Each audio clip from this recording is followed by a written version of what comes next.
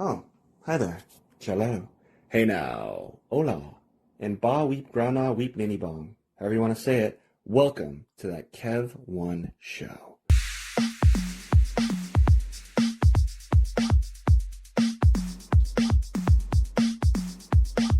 Talking about my keveration. That's you guys, the keveration. It sounds better than Kev Nation, right? Sounds kind of ridiculous. Yeah. But thanks again, guys, for joining us on episode 11, I believe, of my calculations of that Kev1 show. And whichever spot you're in, whatever issue you've read, back issues, front issues, maybe you're reading this trade paperback edition, so to speak, or maybe you're listening in order if you're a super fan. And I love you guys all. Dyslexic speaking or not, I love you guys all. I'm going to keep it that way. That's the way of saying it. I love you guys all. I love you all, but I love you guys all. Well, friends, you're in for a treat because tonight, and with a hard out before they hit the road, and I've explained to my award-winning guest that I might have to cut to this musical act toward the tail end of our interview, and maybe it'll time up just perfectly. But tonight I will proudly present Thompson Town Flowers featuring King Sis, brought to you in part by T-Mobile, a new sponsor. Thanks, T-Mobile, the Uncarrier. Well, before our first guest, it's with a heavy heart that I must report the passing of comic legend. I knew his comic work. I'm not a big comic geek, but they just passed this to me. So a lot of you guys probably know him. A lot of you guys, everyone knows his work from some of his stuff becoming way more popular with the MCU. But comics legend, award-winning artist and writer Keith Giffen has passed. He created Lobo and Rocket Raccoon. That's the guy. That's who I was referring to. That even if you're not super comic savvy, if you didn't grow up on comics before they were cool, like a lot of us, you know Rocket Raccoon from, of course, the character voiced by Bradley Cooper in the Guardians of the Galaxy. I still have my first issue of The Heckler. That's how much of a comic geek I am and how much I love Geffen's work. He did extensive work on the Legion of Superheroes. I know off the top of my head. I know he worked mostly with DC. At least his name was really made with DC, I know that. So some super duper hardcore comic geek might hit me up saying, actually, he was instrumental in. He probably was, I'm sure. He was legendary. But yeah, he had a great sense of humor. He invigorated a lot of no, I don't know if I'd say stale characters. Some might, but with a lot of panache and a lot of humanity, like Blue Beetle. I think Ted Kord's Blue Beetle didn't have a gut until he he did with Justice League International, Justice League Europe under Keith. But yeah, wow, yeah. I know he at least co-created. I won't just say created, but he may have, but I know he at least co-created the newest version of Blue Beetle that headlined his own major motion picture last summer. And he was instrumental in like the friendship between like Blue Beetle and Ted Kord. Blue Beetle and Booster Gold. Ted Kord is Blue Beetle's real name. A lot of comic geeks know that. But I knew they were going to make a major motion picture off that called Blue and Gold for a while. That might have been back when Smallville was a thing, on the air, still a thing. But yeah. Oh, he's also behind the infamous One Punch Batman Guy Gardner moment that got a lot of memes. Whew. So, friends, Google his work. You'll be like, oh yeah, he did this, and yeah, and man, wow. He will be missed, but the fact that he's touched pop culture to its core cannot be denied. And we'll be right back after this brief message. What's better than your favorite talk show? Well, maybe homemade delicious food, cold beer, or a drink of your choosing in a comfortable atmosphere. Well, look no further than the Boulevard Tap House for the world-famous fish and chips, seafood, all-around delicious menu with pizza, all kinds of food, wings, steak bites, anything you can imagine when you want to watch the big game or catch some live jazz if you pick the right night. Open 7 days a week. Go to boulevardtaphouse.com right now. I like to go to their Terwilliger Curve location. That's the home location for their not only their fish and chips, and they knew that they always used to give me Caesar chicken salad and wine. They kind of made jokes and made fun of me that. My favorite food there now might just be the brand new Mark Kevin. That's a margarita pizza named after me. Don't know if they did it because I'm Italian or what, but I had it, and it is delicious and, dare I say, nutritious. Anyway, friends, go on in, have a great time. When you're there, you truly are family. No cap. Enjoy the Boulevard Tap House today. And welcome back to that Kev 1 show. My next guest is a friend of mine, but also, perhaps more importantly to you guys as you'll learn, he's an award-winning screenplay writer. My friend of the show, friend of film, Joel Macha. Welcome to the show. Hey, thanks. Yeah, good to hear from you again. It's been a while since we've worked together. It's been a little bit. From our award-winning turn on the Guignol Fest award-winning Pumpkins Attack, your brainchild. And Pumpkins Attack 2, Pumpkins Attack still attacking. Yeah, still attacking. Is there going to be a third one, do you think? Probably not. I should clarify. The director of Part 1 and 2. The great Mike Gould, yeah. Yeah. Who actually, I was just working with him on another film race. Ooh. It's on the YouTube channel. It's called Livewire. I recommend you check it out. That was a 48-hour film race. We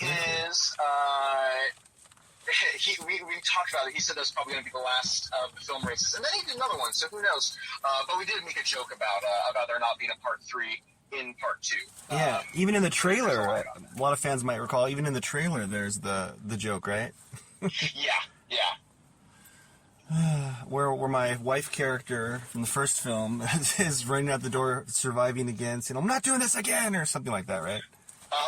Something to that effect. Whoa, you did another 48-hour film race, huh?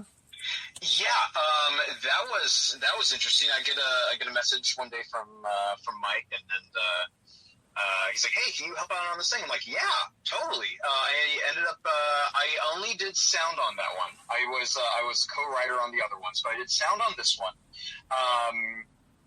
And it was a 48-hour film race, which basically means we only have 24 hours to actually film the thing. We were filming, and then the next day is all editing, rendering, getting that out. And that was part of the direct-to-video film festival run by Movie Madness, the video store, famous video store. Yeah, very famous in Portland, maybe worldwide to a lot of the film community, because it's also like a film museum. Yeah, it's like 80 or 90,000 titles. Like, I saw so many rare films. I saw the first Roger Corman Fantastic Four film, which, I don't know, maybe that's illegal that I saw that even, maybe. But I mean, it was like a rough cut. They have so many rough cut films that are, like, undistributed anywhere else. You have to put, like, $100 down, for example, to rent. And then regular, more popular films as well. You can just rent with a membership. Yeah, all kinds of, I mean... The screening was in Movie Madness's miniplex, the little mini theater they had. Yeah, it was great. So you walk in, and as I'm walking by, I see all these incredible, rare movies. I'm like, wait, no, hold on, can we spend more time here? Wow. We had to go in, actually, in Livewire, the short that we just did. There is a cameo of a nice little, it's a nod to Pumpkins Attack. There's a little cameo in the audio, if you will listen. It's in the first 15 seconds or so. Okay. So film races, you are obviously part of that because we did the whole Pumpkins Attack saga together. Yeah. That's a whole thing. Yeah. Did I ever tell you how Pumpkins Attack started? No, I was going to ask about that, of course. That's one of my questions. Yeah, tell me how... Because I know for a while, because we know each other for a few years at least, you were saying you want to do a Pumpkins-themed horror film for a while, or a series, right? So I remember that. Okay, well, I should clarify. So Pumpkins Attack, for anyone who hasn't watched the short, definitely go do this. On YouTube under the Holy Sheet Productions channel. I'm sure I'll have a link or whatever. Yeah. But, there's an alien spaceship crash lands, the fuel leaks out and mutates a bunch of pumpkins that come to life and start attacking people. That's the premise of that. What people wouldn't know is that I've actually been working on a story like this for a solid year before this happened. What I I wanted to do a parody trailer of a movie of the week type movie from the 80s. And I wanted it to be kind of very over the top. And the idea that we were just going to film the scenes for the trailer. And in the trailer version, it was just a couple scenes here and there. And the joke was that we have like 30-year-old actors pretending to be teenagers because it's supposed to be a cheap 80s movie. As is the way, yeah, and the pumpkin monsters come to life and start attacking people, and there's a cheesy love story or whatever. So I wrote this like 2-page little short, and I ended up liking the idea so much. I wrote a whole feature about the idea of pumpkin monsters coming to life. In the full version of it, it's there's a comet that has a bunch of space dust that makes a bunch of pumpkins come to life and start attacking people or whatever. Oh, wow. And then when the 72-hour film race came up, the prop we had to use was a pumpkin.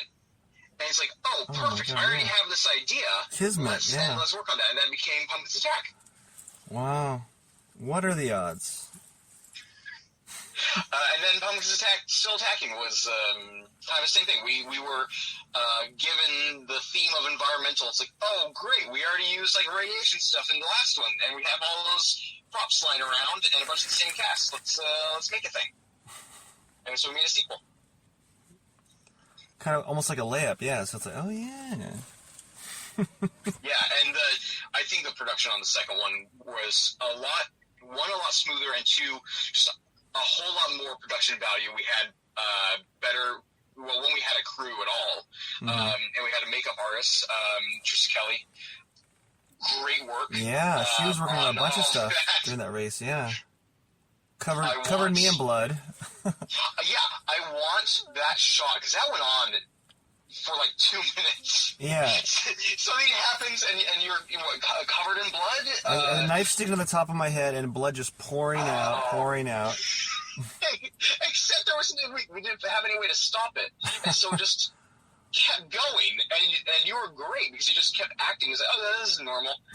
Yeah. just like 2 minutes of blood coming down because no one figured how to stop the blood. A lot of yes and, yeah. Yeah. I still have blood on those Converse, and so I still wear those on occasion. So it's like, cool, I'm wearing these now movie props. Oh yeah. I like to keep my my movie props. I have there was a short film that we had all the footage for, but ended up not being able to edit it or whatever. Well, there's a prop that we used in the background for a couple shots. Try that again. It's Just Beer, and is now a background prop you'll see in a lot of Holy Sheep production films. Okay, very awesome. It's just a fake label that was put over cans of other things, and it now shows up in the background. That's awesome. Yeah, you've always been like a prop master. It's one of the things I love about you is your ingenuity. Like we were doing that project, Volunteer 36, I want to say maybe, and you made that amazing like gun. It was almost like a Tim Burton-esque sci-fi gun or something.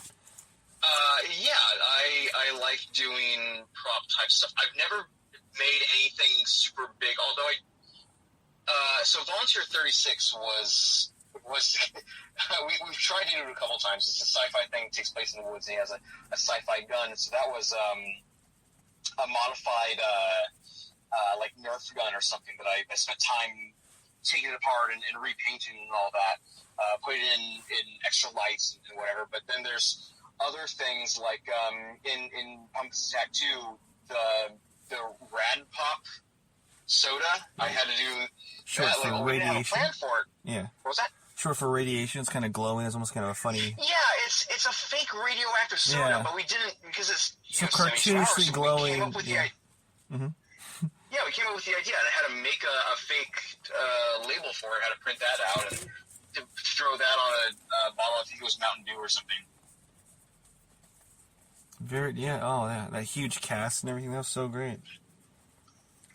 We had fake labels on that stuff too with the Rad Pop and what was the name of the radiation company again? It was like Radco or something. It was just meant to be like really over the top. Any tips for, like, filmmakers, I mean, independent ones especially, for making, like, special effects on a budget, like the gun? So, watch tutorials. Watch, especially older tutorials, like, Indie Mogul's Backyard Effects. It was like 200 episodes. They canceled a long time ago. So it's, back in like 2010. But their whole thing was, hey, the Hollywood movie is making this prop, or this prop is going to be featured or whatever in this movie. They spend a ton of money on this. We're going to do it for $20. And they show all of that. There's William Shakespeare makes a lot of stuff out of foam. Just cosplayers. Follow cosplayers online. They make props all the time. If you know someone with a 3D printer, get into like 3D model making and learning how to source things and modify things. Because if you have someone with 3D printer, a lot of props can be replicated with that. Finding other things and repainting them.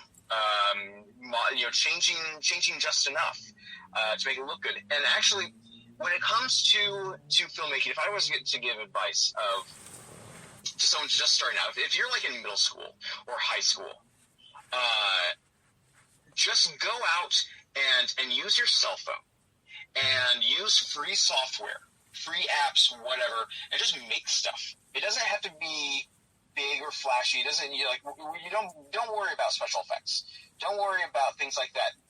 Have that like 72-hour film race mentality of just run and gun, make something, because you will hone your skills much more in that with that mentality than you will fine crafting things and spending years doing that and not produce anything. If you're just starting out, once you have built up, your audience or whatever, then yeah, you can get better. But if you're just starting out, just have fun. Yeah, that's really great advice. It's like, I remember, I can't remember what awards show it was at that Quentin Tarantino said, just go out and just make your film. Don't wait. And just make it now, whatever it takes. Mm-hmm. Man, with all the technology today, I mean, we're still doing it. We're doing it. We're grinding. We're killing it. But like, if we had all this tech, if we had smartphones like this when I was like a tween or a very young teenager, I'd have countless films under my belt. Right now, countless shorts. But, yeah, that's I was reading Rebel Without a because it's his journal entries from when he was making El Mariachi. And in the introduction to it, he talks about when he was a kid, he had a VHS camera. And because of back in those days, the easiest way to edit without getting many thousands of dollars worth of equipment was to take 2 VCRs. And you had all your footage on one tape, and you had a blank tape, and you had to scroll through your footage by manually rewinding on one VCR, then hit record on the other, and because of that, he had to learn how to plan all of his shots ahead of time so that it wouldn't screw up the tape if he went to the wrong thing. So he had to plan all that ahead of time. That built up his skill. And so what I'm saying is, like, we have so many more tools than back then. Just go out and make something. Mm-hmm. Find film races. If you're in a bigger town, there's going to be a film race somewhere around you. A lot of them can be done even digitally, as in like virtually. You can submit even if you're not out of actually town. local. Oh, cool. Like we could submit to the Boston Film Festival, or say if you're here in Portland, you could submit to L.A. still, or New York, or Atlanta. Mm-hmm. Yeah, awesome. Yeah. Facebook groups. That's go good to Facebook advice. or connect with other people on other social media. That's I say Facebook groups, and I feel old. I know. On the Facebook. Yeah, it's crazy. It's like I've lived in LA and acted there. I've acted here in Portland and all over. But like, it's like, man, everywhere. But you don't have to be in Hollywood anymore, or Atlanta or anything like that. It's insane. Mm-hmm. Yeah, when because I live in Portland now, mm-hmm. and when I moved up into Portland from my small town, I had the goal of because I had been self-taught, and because I'm mostly a writer. I used to do more prose, like novel stuff, but I'm doing a lot of screenplays now. And anyway, so when I was in my small town, I was doing a lot of self-taught things, and I was studying the craft through YouTube videos, through other books like Save the Cat and such. So anyway, I moved up into Portland to go to film school, and the most important lesson I learned while I was at film school is that for the price of a class, I can buy a camera and just learn things on my own. Baptism by fire, yeah. I was taking class. I was, $1,000 for one class, like minimum. It may have been more than that, but it's like, oh well, for what I'm learning in there, because a lot of film school, except for the hands-on stuff, obviously, but a lot of film school is video analysis. Well, just watch movie reviews. Mm-hmm. Oh, this is shot composition. Well, again, YouTube, like so much of it should be learned outside,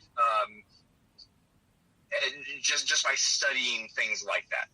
And so I recommend learning on your own and then getting with people.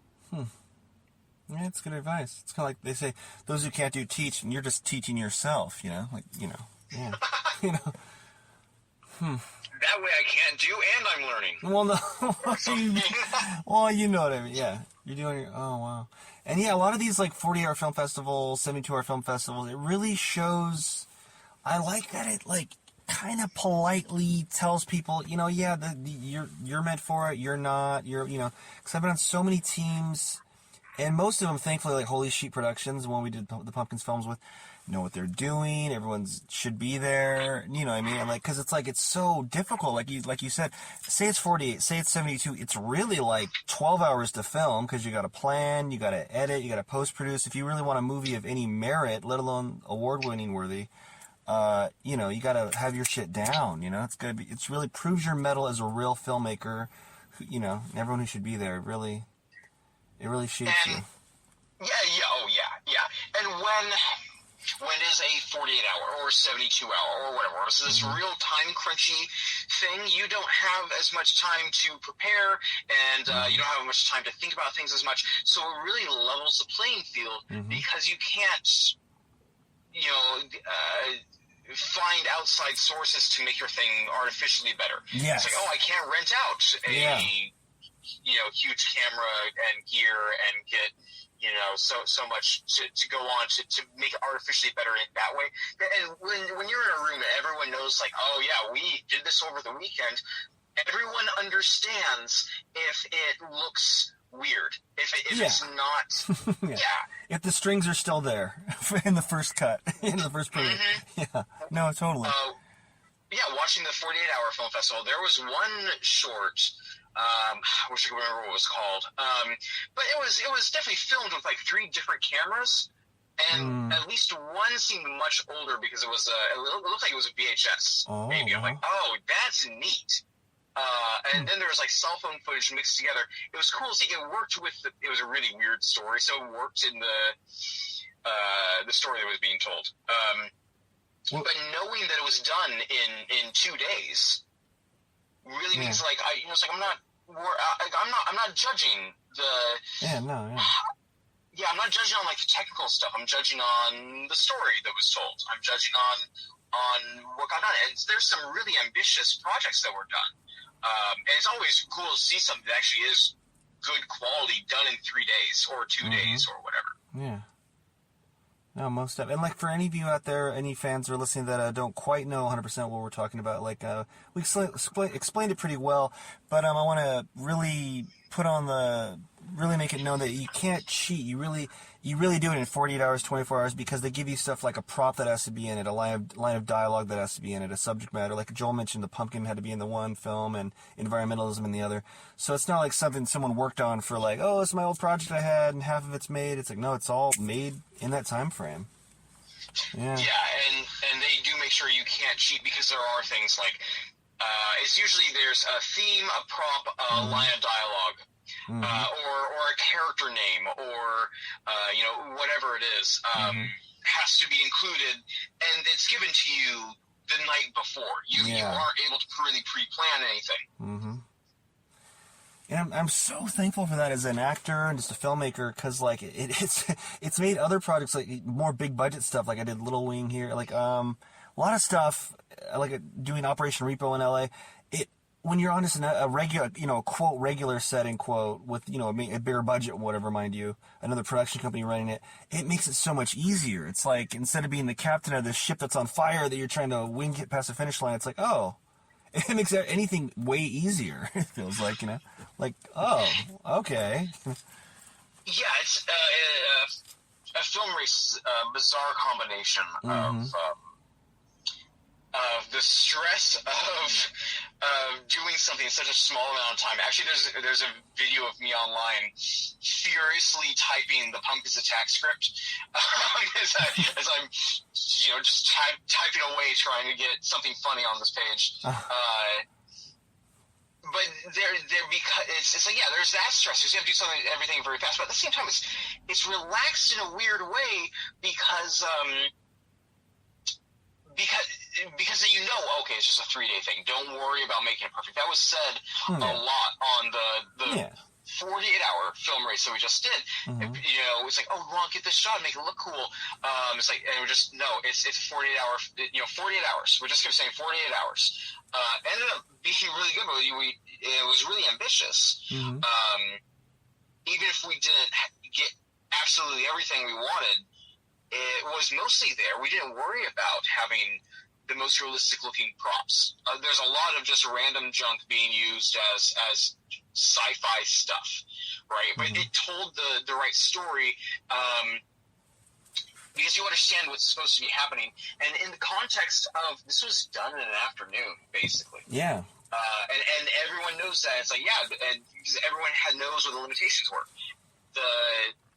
By clearing that all away, you are just showing the individual skills of the people, or I suppose it's the collective skills of many people working on set. But you can tell the teams you're getting rid of all the extra stuff, because you it's not a big Hollywood movie where you have a huge budget for special effects and then forget about storytelling. It's just storytelling.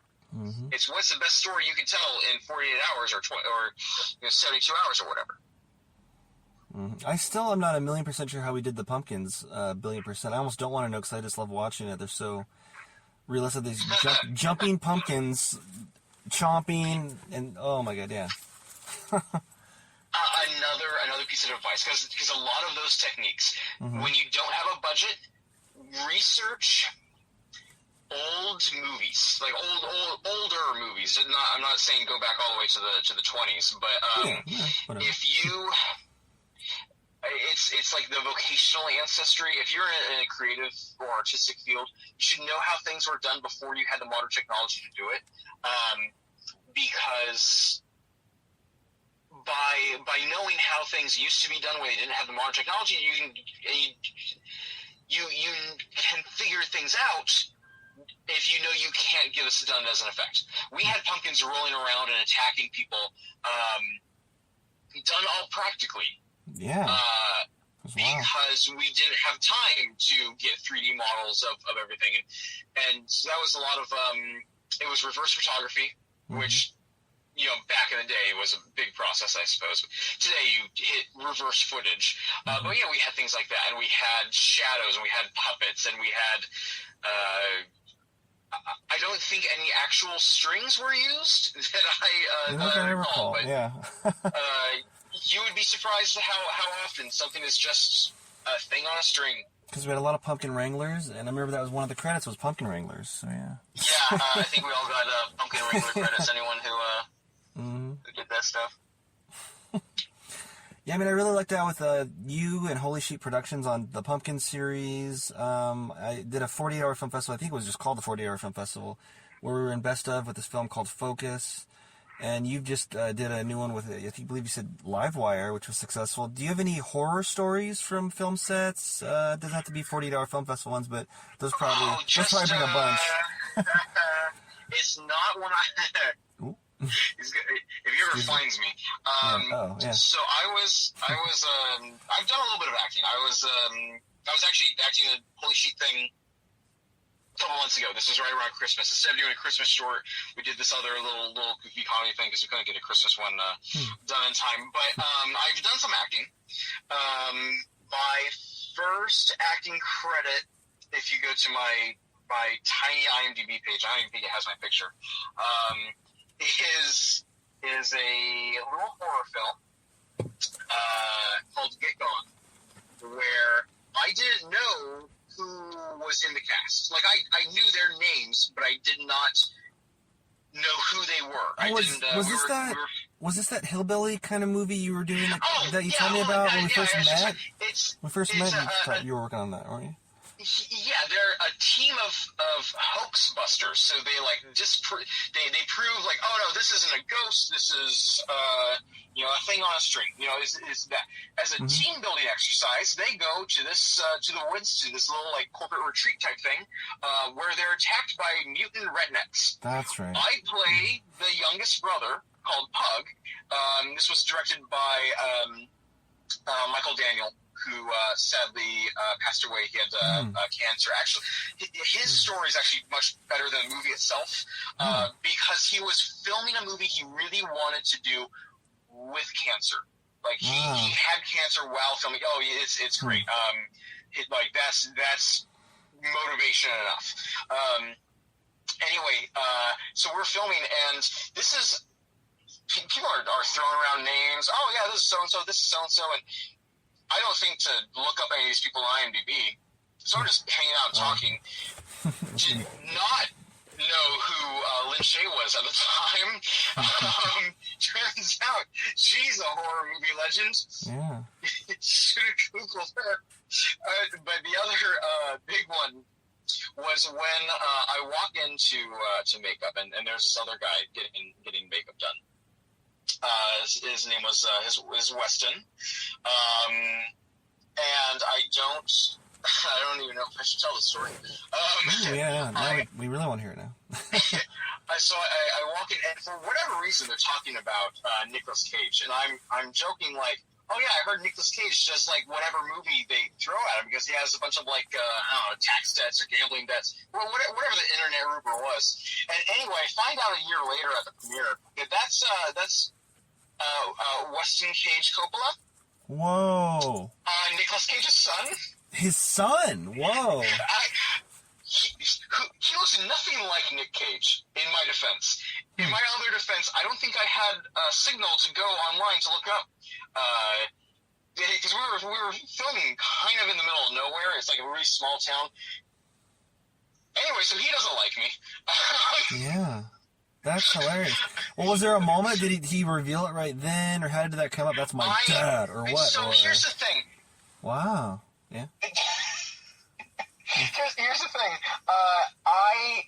I was only working because I had a pretty small role. I was on set for 5 days. They had already been filming almost 2 weeks, so they all knew each other. I come in on the set real late, and so they happened to mention something about Nic Cage, and I made that joke.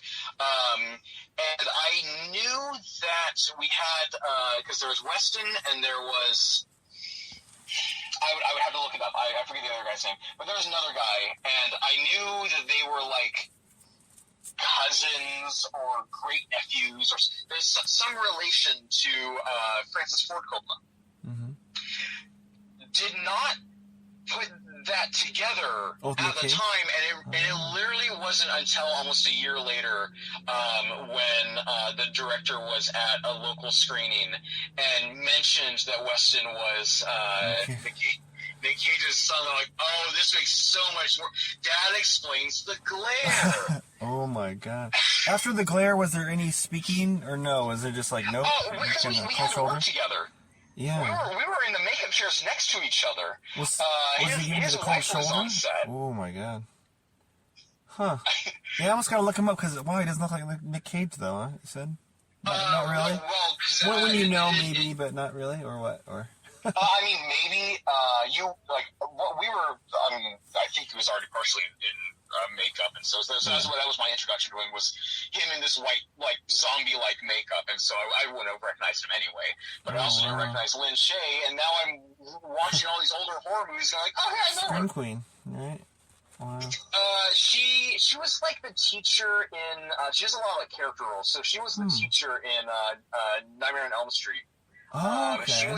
She was like the mom in Critters. She's been in a ton of stuff. See, I gotta look that up, I guess. I did, for my credit, I did know that Nicolas Cage is a Coppola. So I knew that was, yeah, neat. Then he changed his name because he liked Luke Cage. He's a big comic fan. Yeah, he has like a couple Marvel tattoos, I think. Maybe. Does he? Yeah, I believe it. See, the things I knew with the Luke Cage thing, too, which for some reason I thought was, again, a good idea to mention on set. Oh, God, what? Not realizing who I was talking to. Yeah. I mean, what, did you mention it in a weird light or something, or what do you mean mentioning it? Like, no, it was weird because again, we were talking about Nic Cage. I'm like, oh yeah, did you know that they had to supposedly they had to cover up a Ghost Rider tattoo when Nic Cage was on set of Ghost Rider because he's a Marvel fan, so he has this tattoo. And so I'm mentioning this, and there's just like this awkward silence. I'm like, oh, they probably just don't like me. No, I mean, they didn't like me anymore. If they did, if they did, they didn't. Then yeah. Oh wow, that is. Wild. I know. I had no idea that the cast of this little horror movie, because a lot of the main cast, or at least a majority of the cast were locals. There were people that responded to I respond to a Craigslist ad, and so I'm in this room and I don't know on site who these other actors are, so we're talking and whatever. So it was like, so a lot of people were saying, oh, I had a small TV role in this. Oh, I did a commercial, whatever. I'm like, oh, okay, well, this is my first, feature. I've done some stuff at school or whatever, but nothing this big. And so I assumed everyone was kind of on like the local level with a couple bigger stars, I guess, and it didn't really, like, Robert Miano has 200 credits. He plays my character's dad, I think. Oh wait, what's his name? Lin Shaye. Which guy? Rob who? I might know. I'm hoping I'm saying his name right. Robert Miano. Is he that comedian guy, kind of Italian? No, he's. Oh no. I could be horribly butchering his name. I have not looked at the credits of the movie in a while. He plays my character's dad. I know this was a bigger budget film too. Like, this is available on, was it like Tubi, or you told me before where it was available? I want to say. Oh yeah, it's streaming free somewhere. There's bouncing around. There's a whole thing about that. So low budget. Here's another tip for independent filmmakers. Low budget stuff. Make sure you find an entertainment lawyer. Not someone who does like tax law or something. Find an entertainment lawyer. Find an agent. Find someone who's on your side legally, because the director really got. I don't know all the details, but from what I understand, he really got screwed on the release of stuff, and I've heard that's a common enough thing for people to be wary about. So just really make sure to have someone on your side legally, so you make sure you're getting paid, as you're getting all the royalties that you need. Yeah, do you have an entertainment lawyer right now, or no? You just wanted to have I don't, because my projects are all work in progress. I mean, I have things that are sitting on the shelf and stuff, but I don't. I haven't gotten to the stage where I'm looking for someone yet, although I am working on some big projects. Yes, Get Gone is streaming on Tubi, Roku, and Vudu for free. Ooh, okay. I'll check that out soon. Maybe hanging out with you. Yeah. I mean, you saw. I'm in like 2 minutes of it. Is it an enjoyable film besides that?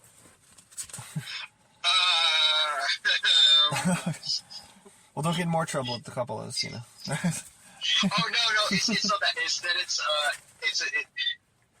Let me officially say, me and the entire That Kev One show is a huge Nic Cage fan. We loved Face Off. That's our favorite action film, and I love that. Did you see the latest film he did with maybe he does so many films, maybe it's not his latest, but the one where he plays himself with Pedro Pascal? Oh, I didn't get to see that. Yeah. I think you're good. I don't think he'd come after you because if he had lawyers who come after you, he would be able to pay off his tax debts. Oh, snap, you said it, not me. I'm really hoping he doesn't have like a sick family member and he's just trying to like raise money for that. Like I would feel so bad if it was actually if that, or if he's just I just love acting.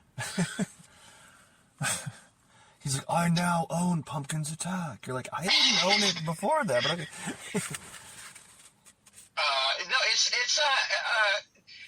so the director wanted to not have a lot of blood and gore, and which means that it's a slasher movie that doesn't have a lot of blood and gore. Oh, you're talking about Pumpkin's Attack or Get Gone? Oh no, sorry, Get Gone. Get Gone. Get Gone. Okay. Pumpkin's Attack has plenty of gore. That's fine. Yeah. I still might have the blood on me from it. Just 2 minutes of your head. Yeah. Of blood coming out of your head. No, so Get Gone had that. It had some production problems near the end. They didn't quite film everything they wanted. It's that time, bro. They're set up, and my tech Danny is telling me they have time for just one song before they hit the bricks, hit the road. It's been a pleasure. Thanks so much for partaking in my chat show, man. Hey, yeah, thanks, man. It was fun to be on. Yeah, have a good Halloween. We'll talk to you soon. We need to set up something. Start making movies. For real. And now, brought to you by T-Mobile, the Uncarrier, I proudly present Thompsontown Flowers featuring King Sis with their hit, Bang Bang.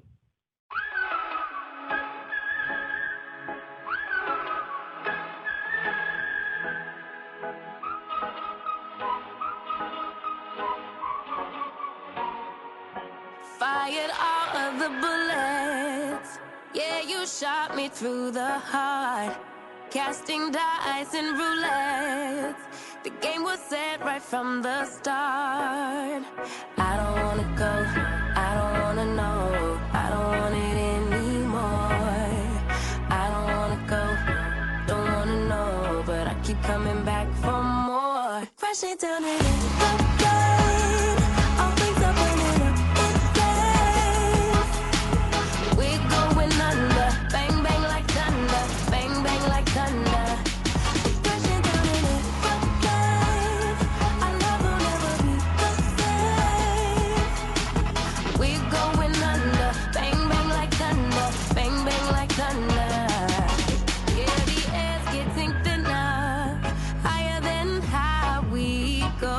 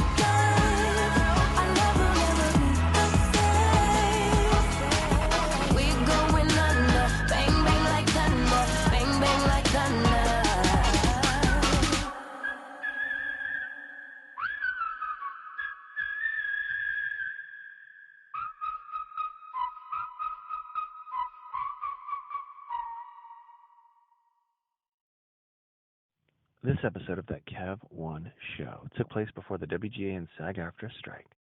This portion of That Kev One Show is supported by Bohemian Dream Gifts, made with organic and natural oils that nourish and hydrate your skin. Man, I don't know if it's the weather outside or the gym that was killing my skin, because my right elbow on the, it itched like the Dickens, like I was becoming like the lizard from Marvel Comics. I think it's that machine where you put your elbow in and do the lifts, you know, for the bicep. But I was itching my skin like crazy during, well, I won't say who because I don't want them associated with rough skin, with one of our guests here in the near future here. But my right elbow was getting ashy and coming up, getting red and irritated. Anyway, I used some of the promotional cookie dough body oil from Bohemian Dream Gifts that they gave us, and my skin, I'm not kidding, came back. I can vouch for that one. The cookie dough oil baby body oil, the cookie dough body oil brought my skin back to life like an Evanescence song. I'm not kidding. My skin is smooth and happy again. 100%. You can buy cookie dough oil on Etsy at the Bohemian Dream Gifts shop. Check out their other stuff as well, but that's one that I swear by now. And as soon as my promotional one runs out, I'm going to order some myself. So go to Etsy and visit the Bohemian Dream Gifts shop today. Well, friends, the theater lights have come back on overhead.